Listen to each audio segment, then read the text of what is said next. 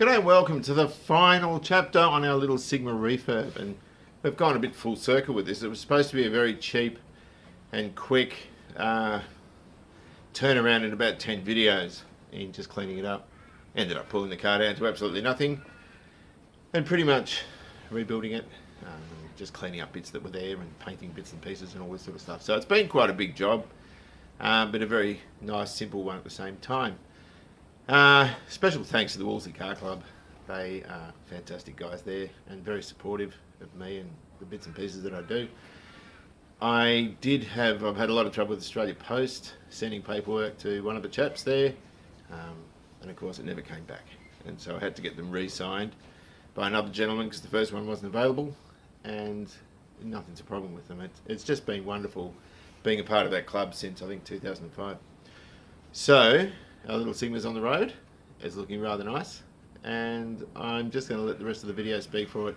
We go through, pardon me, you know, all the paperwork that we have to do with it, putting together a little book of all the stuff we've done. I probably went a bit overboard with it, but yeah, that's what I do. So look, I hope you enjoy, and after this we'll be into the Hondas, into the bikes. So I'll let the video roll. Well, Sigma keys have now been promoted to my normal keyring with Starley and XD keys and all this sort of stuff. I went to see Alex, the auto elec. I'll put his number on the bottom of the screen. This is still loose. I've just got to tighten that up because I put the wiper motor back in. Now, he found the springs, what do you call them, the spring contacts on the back of the wheel. He's modified those, and also he took the motor apart and cleaned that up inside. Bloody birds. There was some debris in there. I've stuck the relay back in, and we now go into the little car because we now have an unregistered vehicle permit to drive it around. Damn. And we also have insurance on it. It's all fully insured. So I've got to get rid of that turbo light. That's rather perfect as a park. Yep, it does. Awesome, that's exactly what we needed to do. Right, we've got to stick some of this in. Windscreen washer stuff. At Nissan we used to call it zoobs. You go to get your service kit from the back counter, spare parts back counter, they'd say, do you want zoobs? Just detergent type stuff. We've got to put 75 mils in. That's 75 mils. Cool. Top the rest up with water. Rest up with water, I should say. And test to see if the washers work, because that's something I haven't tested yet. Good at this. Oh, hang on, that's high beam. It's going right over the bloody roof. I might have to let this cover off, it's damp now. I'm just sticking these on, and that looks terrible. And all I didn't paint that, that was already painted from somebody else. So I'll just put that against there and allow for the radius. And these are just snap off things, so that'll be the next one there. These are great wiper blades, you never get a problem with them. The ones that had were plastic backed and straight off the bat they're crap. Where these ones seem to work well, you know, I like them. Let's stick that little clip in. I mean, the ones that came off here, they were plastic backs and they had like, it was like a big shaver, it had like a couple of different blades in it. So we'll stick these in, and we just allow for the radius to flatten out when we stick it on the screen, which is why I've left a bit of slack there. There's not much, but there's a bit. Come on in, you go. There we go. That's got about 12 mil, so that'll work. And that will plug over. I might revisit these later, I don't know. I'm just going to plug that on and set that down. I'm going to set it quite low, like that. Now this wiper motor has got limited balls in terms of strength. It's not very good. Just because it's old, I think Al was quite concerned with that. It might have a field winding that's out on it or something like that. Don't know. But sometimes motors weaken with age. Particularly starter motors. They're the worst ones. They'll spin up on a bench well, but stick them on an engine and they can be quite weak in terms of their starting torque. Anyway, let's have a look at that. I believe we can stick all this wiper motor business to bed. Oh, come on, in you get. Alright, let's hit it with some water.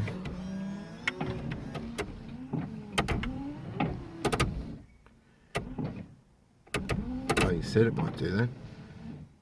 It stops there. Should be right. So what I've done is I've taken the turbo light, or disconnected it. We've got the door light up there, so we know that's all right. That's just a light for turbocharged cars, but because this car isn't turbocharged, it's not worth having on at the moment. That can come later. And there's a fuel light for the fuel pacer. I might put in above the fuel gauge. You can see that little blank. That's a fuel light, and they illuminate when the vehicle loses vacuum under acceleration, and that's what SEs and GLXs and so forth had. So we've got to do the plugs. I've got to find that bit of heat riser. Okay, so it's freezing. It's really, really cold today. Last thing I'm going to do, change these spark plugs out. The car was last driven regularly about 12 months ago, so it's done a lot of just moving around doing nothing. And so I'm going to change them out for these nice new ones. Look how black and horrible they are. That's the choke being held on, and the fact that the car's just been started to be moved. So I'm going to bang these things in now, and that should sort out that rough idle, I would hope. So, what have we got? Been lying down. Got that thing in, that little guard thing in there. Bit of a pain because one of the things cross-threaded. Never mind. Oh God, look how damp it is. So that's all finished. Start him up. All good. I've ended up putting another piece of that on, so I can call it finished, I think. I hope. Well, not really the best morning for going out getting all this done. Look at that big monstrosity they're building. We'll leave here in about 3/4 of an hour and start on our quest for getting this little bloke on the road. Not really a great one for it though. I'm in a bit of a panic because I'm due down there in about 15 minutes, and I want to be the first one there because I don't want to be stuck behind a four-wheel drive having front end alignment problems. So I'll just unwrap this thing. We've just got to get out of here and get it done. I just don't want to get caught behind anyone else. And they're waiting for a front end alignment. That'd be really annoying. It'd put me up for the whole day. Right, well, we've got a unregistered vehicle permit on. Oh God, a bit of burning here.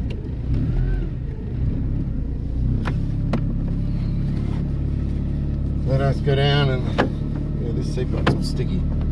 That's one thing I didn't check. Now I know a lot about this car, but I don't know that much about it because I've never driven it. I'll put this on the screen. Oh, that's good.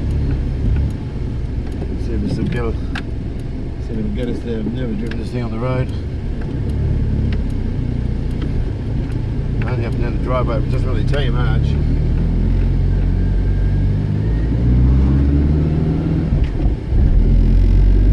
Second gear works. Go the back way because I'm going to hit all the bloody traffic.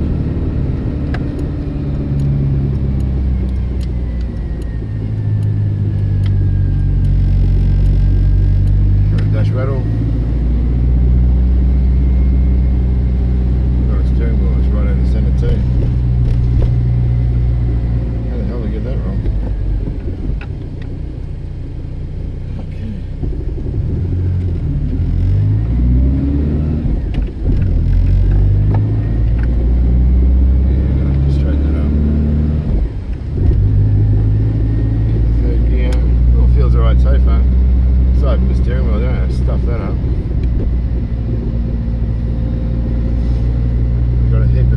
Coming in. Oh, I can shut that vent off, that's alright, it's no big deal.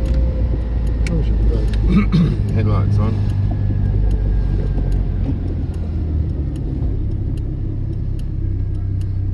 So far it's actually pretty good, it's just that steering wheel. I hate steering wheels that are out. So we'll hopefully get there in time.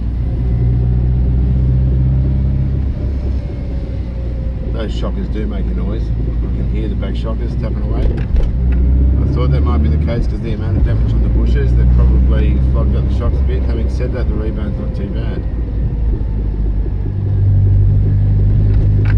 Front end's extraordinarily tight. Right. Time to get the front end alignment done on the old car. Oh well, the old Sigma's having its front end alignment.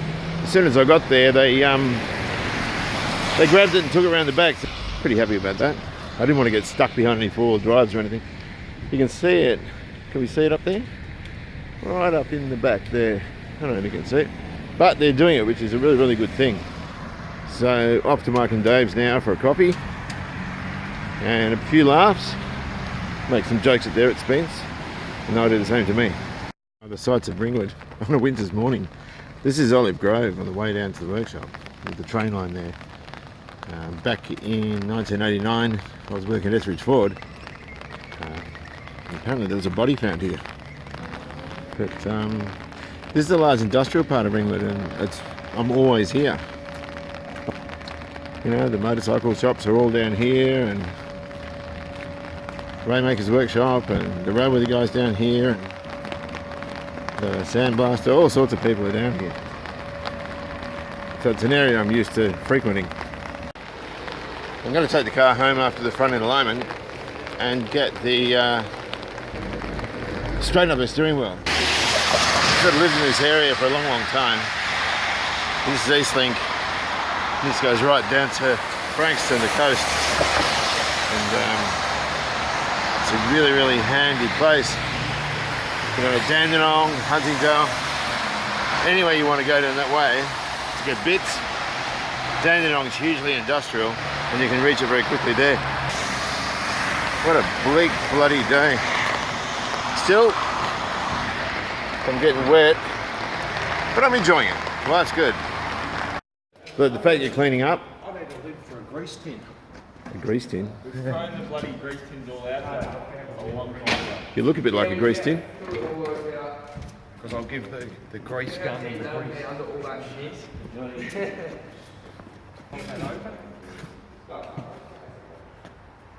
Yeah. How are you, Danny? You Not going bad. well? Yeah, not bad. All your mates will probably see this shit. Say g'day, Dave. G'day, Dave. This is a little cracker, isn't it? It is. We'll do it up for Kate. Anyway, I'm going to head off. Alrighty. See you, Mike. Say goodbye. Hey. There's the XL.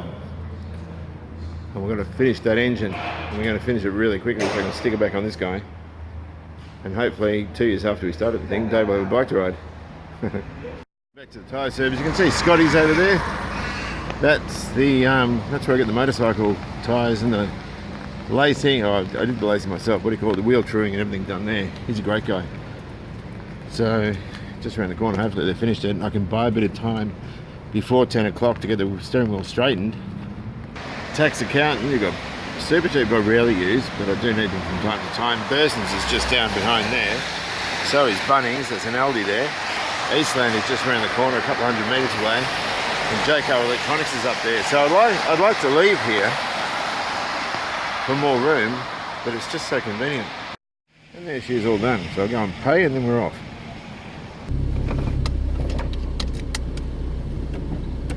See if I've lined up the steering wheel properly. If I haven't, it doesn't matter. I've got to play with the idle. And I found an oil leak with the rock cover, so I've tightened that down. And we just need to see how we go with it.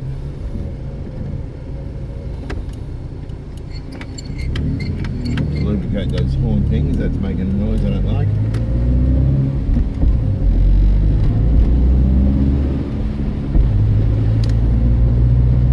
So the front end alignment's done. Oh, that's not bad at all. What the tester was amazed with the car, he couldn't believe it. His mum had a Scorpion that she actually clocked 1,000,000 Ks in. And Mitsubishi sent a letter to her. A bit like turning 100 from the Queen, hey? Well, anyway, he was most impressed, and he said what was even better was when he did the alignment, the car geometrically is perfectly straight. He said if it's ever been hit, it's never been hit hard. So the rear wheels are tracking perfectly straight with the centre line of the car, which that's actually a great thing to know. Because not many cars do. You know, it's not many old cars, particularly if you get a hit. And with manufacturing, you wonder how many are perfectly straight anyway. So I'm going to go and put some fuel in and get it down to the exhaust place. What time is it now? It's 9:45, so I should make it in good time. The idle's still well too high, so I'm going to have to look into that, but I've just run out of time. There's not much I can do about it.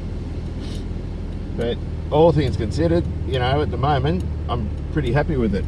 We're not getting much in the way of heat. There's something, oh, I forgot to say. Maybe put on heat, eh? Maybe that'll do something. Yeah, that could have been the reason I wasn't getting heat. Anyway, off we go. So, first impression's pretty good. I want to do the rear shocks. I don't like the rear shocks. And I've got to lubricate or find out why the steering wheel's squeaking when I turn and muck around with the idle a bit. I want to recheck that oil leak with the rock cover at the front, and it wasn't leaking a bit. It was sort of not pouring, but it wasn't great, you know what I mean? There was a bit of oil coming out. So I'll sign off for now and I'll be back soon. Well, walking home, I've dropped the car to the roadworthy joint, got it back from the exhaust. Forgot to film actually, because the exhaust place would have been good to film at.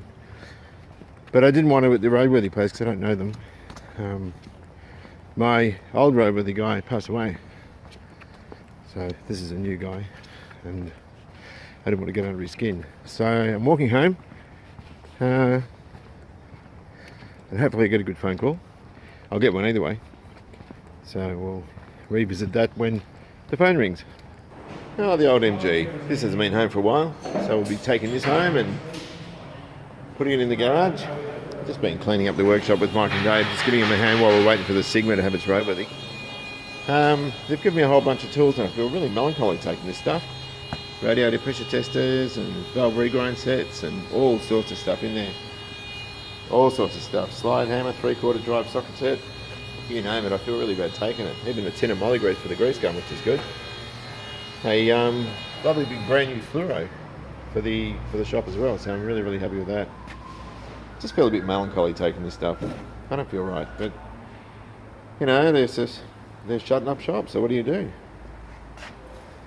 All sorts of stuff in there. I'll go through it at home and I'll show you some of this stuff later, but covered a bit of flack over this, getting teased about it, but she got through a roadworthy.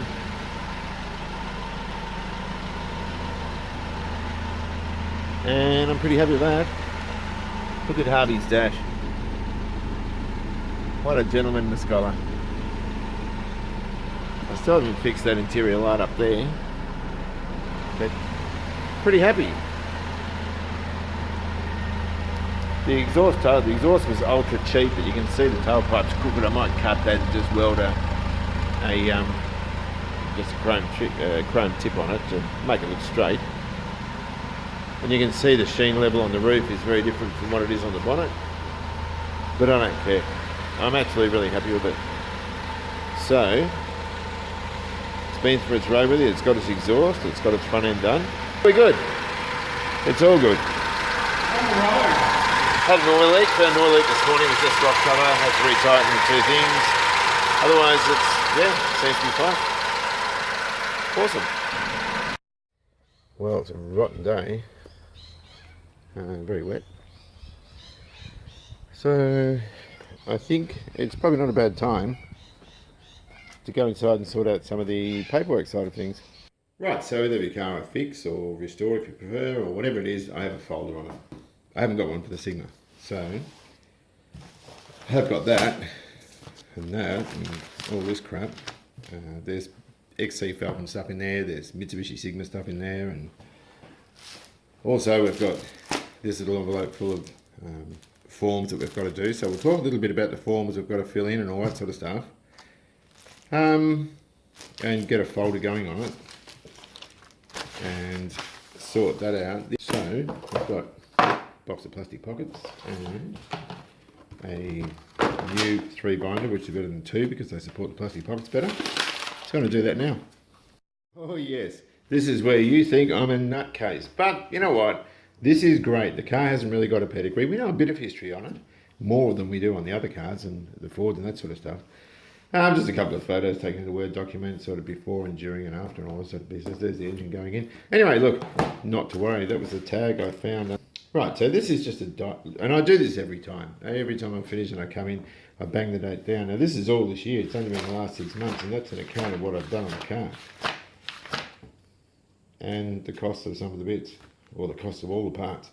So we called it a restoration, but it's not really, because we didn't get underneath it. We didn't powder coat all the arms. We didn't, do much underneath really. We just replaced the bushes we needed to replace and checked everything out that it was working properly. So all your receipts are in here basically, from start to finish. It took me a while to do this. Had them all over the study and it was just annoying. Paint formulas for some of the things and brakes and where's the other thing? Hang on a second, I'm going to look for something. Even belts. We had a bit of trouble getting that power steering belt. Instrumentation pinouts from in front of and behind. That was Harvey's work. Carpets and samples. We keep everything in here. That way if we sell the car, whoever buys it can say, wow, look at that. I know everything about that car. And if you think about it, this looks absolutely nuts. Now, this isn't a high value car at all. There's no work in it. Basically every receipt you're getting, and I haven't even got all the receipts for it yet because they're online. A lot of the online parts, unless they came with a packing slip, I didn't put it in here. This takes nothing to do. It's a sentence every time you go and do some work. You stick all your receipts in a plastic envelope and you stick it in a folder. It costs nothing to do and there's no extra work really if you prepare for it. So that's a great thing to do on any car that you're restoring. Now, let's have a look at the other stuff. A couple of other bits of paperwork I want to talk about. First thing we do when we get a car, PPSR check. This is actually the one for the 351 engine in the XC. I didn't have an engine when I bought it. There's another one for the car and there's one just for this engine. All it'll tell you, or what it will tell you, is if there's any finance owing it, if it's on the written off vehicle register, which is impossible with these, or if it's stolen. So that's the first thing you need to do before you pay for the car or the engine in full. That's just at deposit level. So that's what I did with the Signa. Although I had trouble with the VIN number, and I couldn't get it to go in online, so I ended up ringing Vic Roads and spoke to a woman and wrote her name down and got the time of the conversation, and she said, yeah, it's all clear, it's all good. Now, I didn't insure the car until about halfway through, once I started spending some money, and I've blocked out some details on that. I've got 7 cars insured with Shannon's. They're really, really good, and it's agreed value and all this sort of stuff. The importance of doing this can't be underestimated. They offer discounts, like at 3 cars and 6 cars and 8 cars or whatever it is. And they're absolutely brilliant. Now I told them it doesn't have to have registration, they just take a VIN number from you. I told them about the car, what I was doing to it, so it had like the laid up cover, and once it's ready to go on the road, I told them, and they increased the value to something I was very happy with. And that's the case with all the cars I've got. Now as far as the club's concerned, there's a few other things we need to get before we can go on the road. Whatever we do before we go on the road, we get the insurance, and we have to get an unregistered vehicle permit. The other page for this is sitting on the inside of the windshield of the car, and it's got its details and it's got my name on it. So I can drive the car to a repairer, like in this case we went for a front end alignment, then we had to get petrol, then we went to the exhaust place, then we went to the roadworthy tester. So you can't do anything with that one of those. Now, whether you get 3 days or 28 days, they're not that much, about $30 difference. Now I got 28 days because I didn't want to jinx myself and just go for 3 and then have to redo it. Going for 3 days, then you're going for another 3, it's going to be dearer than just going for 28. I think it was $82 a lot for that. But I only used the debit, which is no biggie. It doesn't matter at all. It just meant that, well, I can take it off when I get the plates. So before you get on the road at all, unregistered vehicle permit, make sure your insurance covers up. Now as far as the club's concerned, there's a few forms. We have vehicle eligibility, and what that is, it just says it's under 24 or it's over 25 years old, name and details of the car and that sort of thing. Then we apply to the club with the club permit application, which has got a few more details on it, and we attach those two with a roadworthy certificate. It goes to the registrar of the club, or the the guy that deals with that sort of thing, as well as 8 photos of the car that also shows the VIN number, the engine number, and the car in general. So once we've got all that back from the club and it's all rubber stamped, we have to go down to Vic Roads in person. We take that, we take the roadworthy and a receipt from the guy you bought the car from, and then if they don't find any discrepancy or any problem with that, then they'll sell you the plates and the book and everything. Now, Vic roads are really inflexible. It's black and white. If there's any sort of numeric anomaly or whatever, no, they won't even look at it. But if all gets through, you get your club permit. There's a sticker behind there. I'm not going to show it to you because it's got all my personal details on it, but you get that sticker that goes on the inside of the windshield. The other sticker just sits on the inside of the book there, and you start to fill out every time you drive the car. Date, particulars of use. I just normally write where I live there and where I'm going. My name and a signature. And that does you for 24 hours. Now, you can move the car out onto the street, I think, and you might have to check this, you're allowed to drive within 100 metres of the house without filling the book in for the purpose of parking and that sort of thing. But if you go away for 2 days, then you would obviously make another entry in for the second day, because at midnight that previous one is going to be defunct. Now, 45 days of driving is $77.80. I'm looking at it now. So if you get the 90 days, you're going to be up for $150 or something like that. But I find 45 days is I don't even use that. I'll probably do, I'm going to say 15 in each car, except the MG. This is the MG's one. I haven't used it because it's been at the workshop. But I do 15 to 20 drives every 12 months in each of the cars I've got. So that's just what we've got to do. That's where we're at now. I've got some filled out versions of these. They're getting sent off to the club with appropriate photographs, which will be emailed, and the roadworthy certificate. And then when we come back, we go to Vic Roads.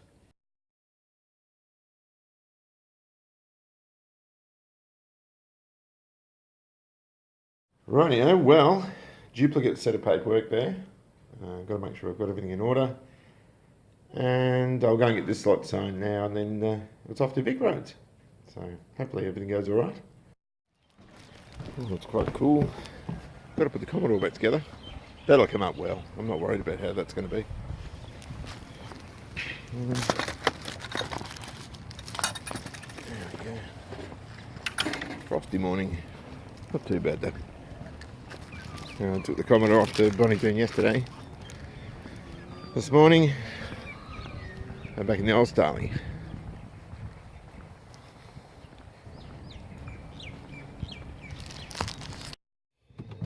Well, I can't recall while I'm driving, but I'm off. We'll see you soon. Well, there we have it. We've got our plates. It's all legal. Got the logbook, the sticker to go on the windscreen, all that sort of stuff. This is the club permit scheme. It's a privilege. This is a thing where if you don't make an entry in there, I think I might have mentioned this before, you get pinned for driving unregistered vehicles. The car's not registered. It has a permit to be used. The old classic historic scheme that was active before this one meant that you could only use the vehicle on a club sanctioned event, and if you did use it for otherwise, you had to have a letter from the club stating, that you were permitted to use it. Where this one you can use for family, light private use, that sort of stuff. So if you do feel like being a hoon or being stupid, you never do it on this, because it wrecks it for everyone. As I said before, it's a bit of a privilege. So I'm going to go and put the plates on right.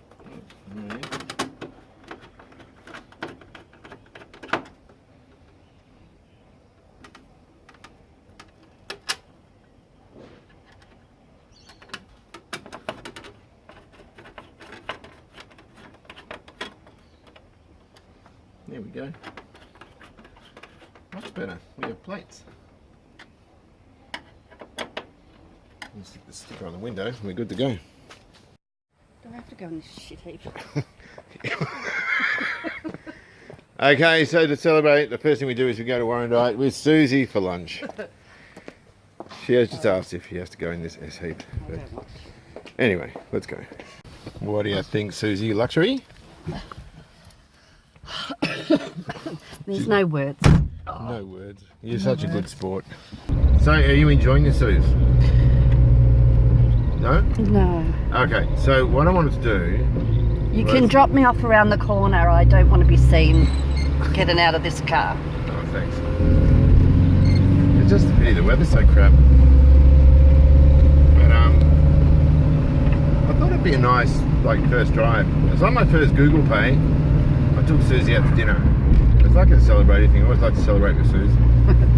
So, Even though you're still that sick of me and my cars and... Well, you're only taking me out to drive this car. No, I actually, no, that's wrong, because, I'll tell you why. I wanted to take you out for lunch anyway, because we were supposed to go out and we didn't. So now we're going out for lunch, even though the weather's really crummy. But the car's good, you know, I'm happy with the car. I like the carpet. The carpet's, yeah, well the carpet's new, that's probably why you like it. Not a bad car spot. First impression, Suzo, what do you think? Oh, how romantic. Romantic? Oh, not. No? Come on, you don't mean that surely. How do I look? You look beautiful. How does the car look? Oh, lovely. I don't think you like it. Oh well, it doesn't matter. Let's go have some lunch. The Grand, that's where we're going over there. We're looking at Susie. No, we're looking at the car. We're not looking at Susie, we're looking at the car. Look at that. Oh, look at that.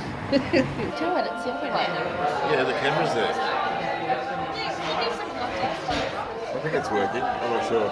We're waiting on our steaks. I got an eye fillet. Susie got a Scotch fillet. She doesn't like that as much as the eye fillet. No, she likes it more than the fillet. Oh, look at this, Susie. You happy? Thank you. Mine's better. Jesus. We can barely walk. The food was absolutely great. The fillet was only about that round, but it was about that thick as well. So, ate everything. Having trouble moving. So, now we're back to that car. I want a new car.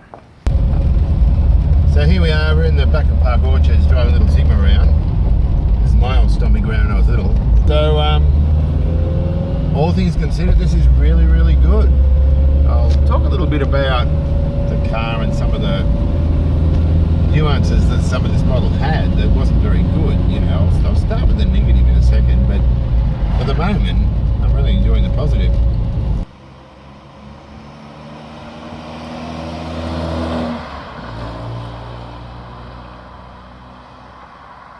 Most cars have negative attributes, I suppose, built into them. This thing, they're kind of bolted into it, if you know what I mean. I'll never understand why we've got positive caster in the, or camber, sorry. So we've got the front wheels like this. It does nothing for handling. It just makes it worse.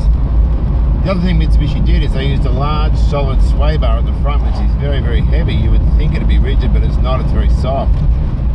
And so by using, and the technology was around in the 1970s where they could have used a thinner sway bar that was harder and kept that nice ride. This is a lovely ride, but also made it a bit flatter through the corners.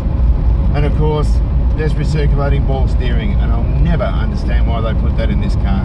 There's a drag link, there's idler arms, there's 2 extra tie rod ends that shouldn't be there. This car's perfect for rack and pinion steering. So if you think about a turbo, the factory turbo car with rack and pinion power assisted steering, that would have been a world-class little car. That would have been brilliant. I think the steering is what basically lets the car down. And where it got half of it right, he fixed up the camber on those cars and he put 4 of this on. That was a really great car. The other thing that I think is frustrating is these engines have a propensity to crack, and that's no excuse for that. The Japanese ones and the Scorpions and so forth never cracked. It was only the locally built ones that did, which is a great shame. Now I've measured on a few times. I turbocharged one of these at 90,000 kilometres. I put £5 in, then shortly after extended it to £10. It had 2 head gaskets and a decompression plate. I expected it to blow head gaskets left, right and centre, and never did. I thrashed it.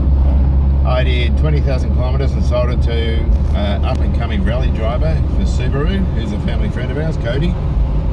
He had it for 110,000 kilometres or 120,000 kilometres. No one touched the engine, they just serviced it, it was fine. In all that time, all it needed was 2 turbocharger repairs, seals and whatever, not a big deal. So the engines are exceedingly strong in them. They've got a steel crank, they've got steel rods and stellated exhaust valves. They've got a beautiful hemispherical head on them, overhead cam, they've got everything going for them except that stupid habit of cracking, which a lot of them do, which is just such a shame. So there are things on them which are annoying, you know, in terms of that. The carburettor doesn't help either. And I noticed when I did turbocharge mine the CD175, it really raised fuel economy. It helped it immensely, and of course the car had twice the power it did before. So there are a lot of little things on them that weren't really, well, a few little things, not a lot at all, but just a few little things that weren't particularly well sorted out. The steering thing's probably the main one, but I think that was more to do with cost. But as far as the positives are concerned, these are a great, robust little car, and they're extremely simple to work on. I mean, I did this with my hands tied behind my back. It was that easy. I would recommend this to anybody in terms of cutting your teeth, restoring a car, or fixing one up, whatever you want to call it. It's a really great experience. And also very positive, where everything fitted, there was not an issue. The only negative parts about it, of course, but just fixing up, again, like the XC, a few of the other people's mistakes, I guess. Financially, was it worth doing? Absolutely not. You're not going to make a lot of money with one of these unless it is a special edition car, which it is, again, turbocharged, or one of the Wear-It cars. But as far as the experience of it, I think it's great. I think it's the most positive car I've done. Absolutely brilliant, of course, with the help I've had with other YouTubers and people that have donated to the cause. I mean, look at this dash. It's absolutely beautiful. So look, this has been great fun. I certainly hope you've enjoyed this little build. It's a short one. It was 7 months all told. We've got a couple of little things to sort out on it. I haven't lubricated that. There's a squeak up here when I turn the steering wheel. I've got to sort that out.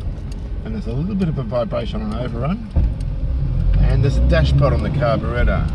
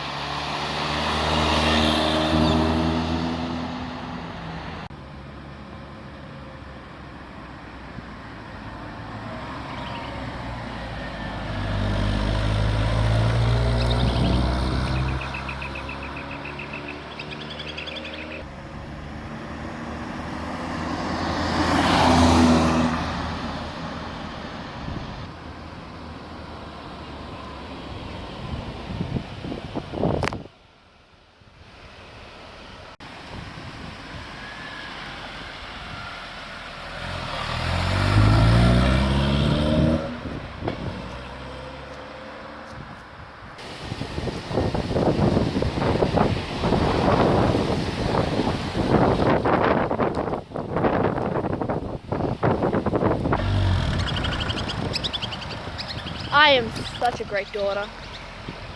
Hold on. I won't now. I'm gonna ruin this video. Well, here she is all finished. And looking back, what would I have done differently? One thing. Only one thing. I opted for the cheaper front pads, and you can see we're already getting black wheels. And I was warned about that. But that's a small thing, really. When you think about the rest of it, it's turned out precisely how I wanted it. The car's filthy. It's been raining a lot, so I've sort of seized the opportunity today to film where I could, because it's been raining the last few days. But it's turned out absolutely as I wanted it to be. So I have no complaints. Work in the future, we'll cut the tailpipe off and put a straight one, a chrome tip on it. I'll find a sigma badge for the right hand side of the boot lid. And what else will I do? Probably not much. Not much at all, really. I'm very happy with the way it is. So I want to thank everyone for all their support. Much more support than I thought I'd get with this car. I thought it would end my little YouTube channel, but it didn't. Here from now, we'll get onto the CB350. I've got to put Susie's Commodore interior back together, and we'll put this one to the side for now. Anyway, thanks again for all your support. Drive safely, enjoy classic, and I'll see you around.